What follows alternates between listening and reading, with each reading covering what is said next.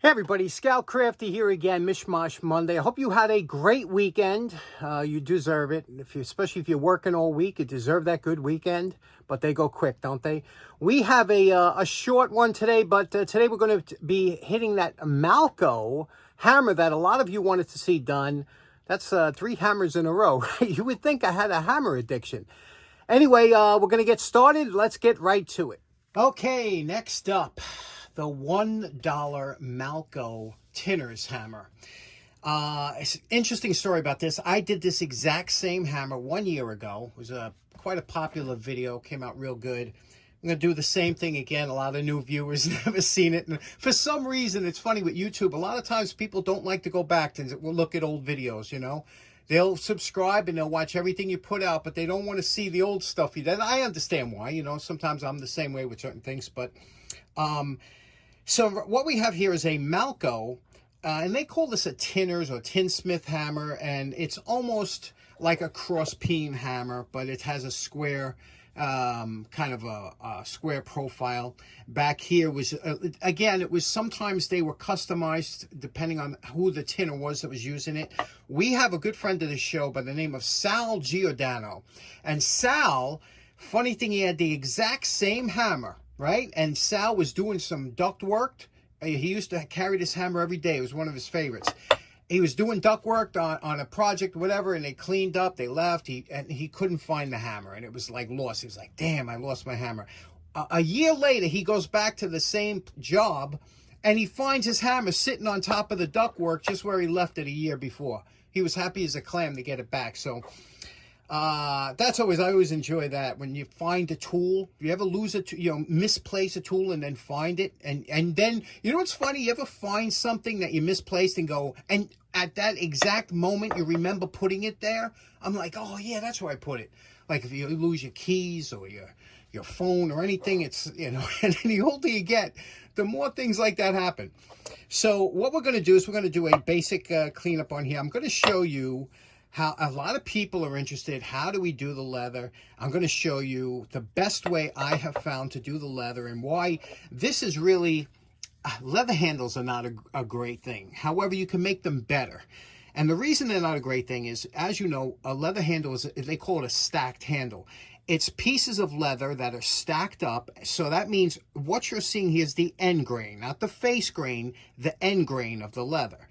End grain of anything is usually not a preferred surface. It, you know, it absorbs moisture, this or whatever, and it never wears, it never finishes correctly. Now, what they do in like Estwing and other places that make these hammers, and same with Malco, is when they sand the hammer handle down to get the shape they want, they dip it in a clear lacquer, let it dry, and then you have it looks nice for maybe a year or so. And what happens is it starts to chip and wear away, and as the leather, and then the leather dries out, because that's what leather does. So I'm going to show you a preferred finish that'll last longer than this. It's just the reason they don't do it is because it takes too long to do at the factory. They want something quick. They dip it, it's done.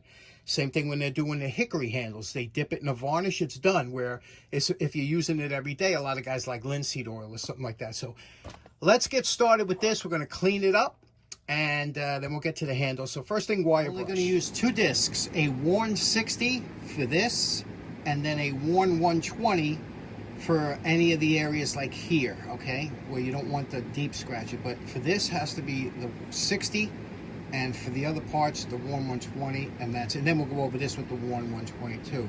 You'll see.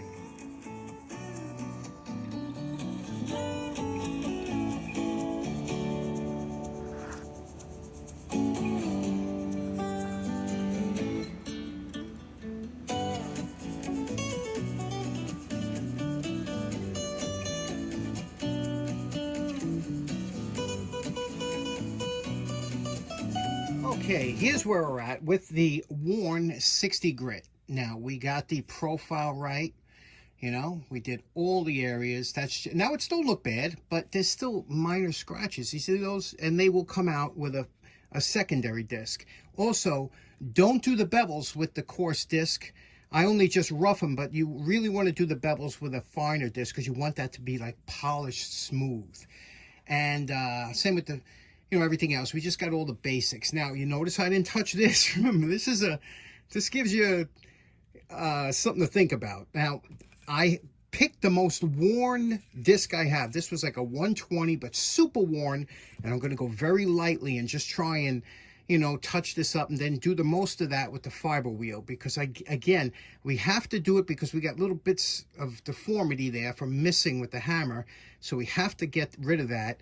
This is little things you think about. And then we'll go over the whole thing with the worn disc to get rid of those scratches. I'll show you what it looks like.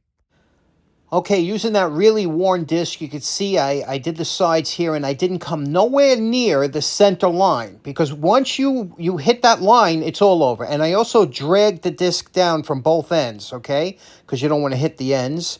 And then I did the bevels with the fine discs, so everything is coming along really nice. Using a real fine belt, like a 320 on the belt stand, to go over all your bevels, get rid of any scratches. Here I'm using a very worn 80 belt to remove any of the residual lacquer that was left on the handle.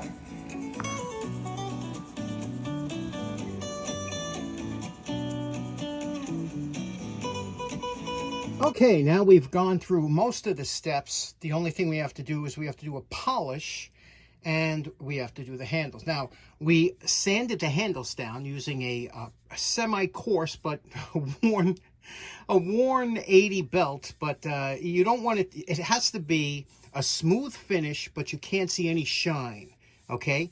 Now, I like my handles a little bit dark. If you want them that color that Estwing puts, you'd have to lacquer dip them, because what happens is when they lacquer dip them, the lacquer dries so quick that it doesn't have a chance to soak in, and you can see that kind of lighter leather.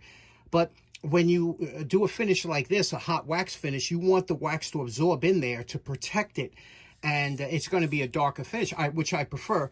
But what we're going to do is we'll go over it one more time to make sure if there's, you don't want any shine in here. Then we're going to start applying the wax and the heat gun, and we're going to do that and get it nice. I'll show you that step, but it's coming nicely. We got all the bevels good, and remember that line I was telling you about. That line is tough. Anybody that's ever done one and tried to keep that line, it's tough. It takes a little practice, nothing hard. Okay, here's where the fun comes in, because we get to use the heat gun. Heat gun's always fun to use. If you don't have a heat gun in your shop, buy an inexpensive one from Harbor Freight or whatever. They're great. You use them, believe me. It's a must-have in the shop. We're going to apply some Johnson's paste wax. The reason I like the Johnson's for this is because it's a soft wax. After that, we'll apply a harder wax. We're going to try the Min wax. We haven't tried that before. Might as well try. It's a harder wax than this to finish it off, but we want to absorb it in there. So let me show you. We're going to apply it liberally on here. And you see it looks a little uneven, but that'll get darker and soak in the wax, and then we'll hit it with the heat gun. Now, very few waxes are as soft as the Johnson's paste wax, but you see how that goes on? That just will go right in there. Now, you're going to apply it liberally, okay? And then we're going to, like I said, we're going to hit it with the heat gun and let that absorb into this all end grain, and let it absorb into there. I love this finish. This feels so nice in the hands. You'll see what it looks like too. There we go. That's a nice coat. And now we'll just hit it with the heat gun. Okay, now that was about 45 seconds with the heat gun. Now what happens when you hit it with the heat gun, the first thing you'll see is it'll get like glossy, like it'll get wet. It'll look like it's melting the wax. And then all of a sudden you'll see it get dry because it's absorbing into the leather. So all that wax that we put in there, it's gone. It's sucked into the leather.